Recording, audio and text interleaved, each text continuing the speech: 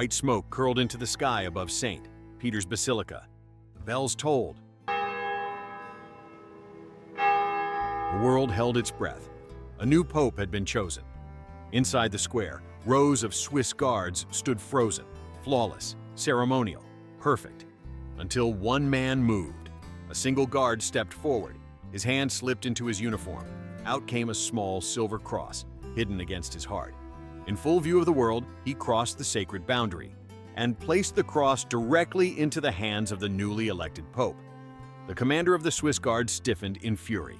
Protocol shattered, history rewritten. But behind that daring act lay a secret promise, a final wish whispered from one pope to the next. Before we reveal the truth behind this stunning moment, drop a comment telling us where you're watching from today. Lance Corporal Matthias Keller stood in the third row, halberd gripped at attention, breastplate gleaming like liquid silver, his posture flawless, his gaze locked ahead. But inside, his heart hammered against a tiny object tucked inside his uniform, a simple silver crucifix. It wasn't standard issue, it wasn't protocol, it was a command, a dying wish, whispered by Pope Francis himself weeks before his passing. Matthias could still hear the old man's frail voice. When they proclaim a new shepherd, give him this. Not for tradition, for truth. The newly elected pope emerged under the colossal columns of the Basilica, his figure small yet commanding, flanked by senior clergy. The world held its collective breath, and then, without warning, a single Swiss guard moved. One step forward, another, boots striking the marble like gunshots in the hush. Gasps rippled through the square. Cameras poised for grandeur captured disbelief instead. Guards stiffened, officers frowned, eyebrows arched under mitres and caps. Matthias was leaving formation at the Pope's inaugural ceremony. The ultimate breach. Cardinal Marini, master of ceremonies, turned sharply, his mouth tightened into a grim line. Across the procession, Commandant Rossi's face darkened, his hand twitching at his side. But Matthias didn't falter. His pace was deliberate, unbreakable, a red and yellow ripple parting the black sea of mourners. In his hand, he now clutched the crucifix, no longer hidden, but cradled with reverence. The steps toward the Pope seemed endless, yet each stride carried the weight of centuries and something more fragile. A promise. The Pope, a man barely crowned by history's hand, noticed the lone guard approaching. His eyes, gentle and sharp all at once, met Matthias's across the divide. For a second, the new Pope's attendants bristled, moving to intervene. He raised a hand, halting them. Silence wrapped the square like a velvet shroud. Matthias kneeled. In his gloved hands, he raised the small crucifix. A relic, yes, but also a message. The Pope reached out. Their hands met over the symbol. Nothing was said, nothing needed to be. The meaning roared louder than any sermon.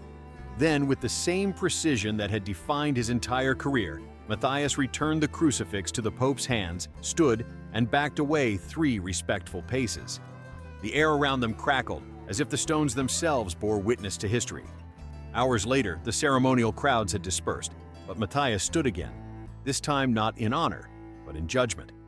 Inside a dim Vatican conference room, Commandant Rossi leaned forward, voice low and sharp. "You abandoned your post. You humiliated the guard. You fractured the ceremony seen by billions." Matthias remained silent. The charge was clear: breach of protocol at the holiest of moments. Punishment seemed inevitable, until a quiet knock came at the door, and everything changed. Monsignor Vittore, an old Vatican aide with trembling hands and ageless wisdom, entered, holding a sealed envelope. Without a word, he placed it before the tribunal. The seal of Pope Francis. Commandant Rossi's scowl deepened. Cardinal Marini furrowed his brow. Breaking the wax, the tribunal read the letter aloud. To the man who dares carry love over ritual, should he deliver the cross as asked, know this: he fulfills not rebellion, but my final command. The words hung heavy in the room. No one spoke for several seconds. The atmosphere shifted, from fury to confusion to humbled silence. Finally, the new pope himself entered, robes whispering across the stone. He looked at Matthias, then at the tribunal. "There will be no punishment," he declared. "There will only be gratitude." A breathless pause. "For loyalty to tradition is noble," he continued, "but loyalty to purpose, loyalty to compassion is divine." He approached Matthias, placing a hand on his armored shoulder.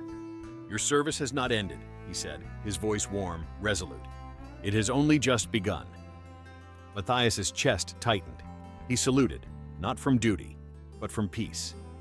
Later that evening, as the sun dipped behind the Vatican gardens, Matthias stood alone outside the guard barracks. In his hand, the Pope's letter.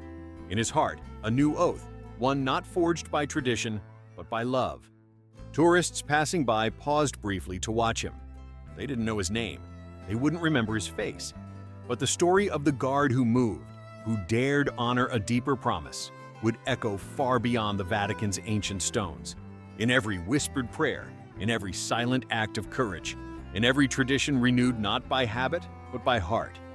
Have you ever seen a small act that changed history? Share your story in the comments and join us for more untold moments where duty meets destiny.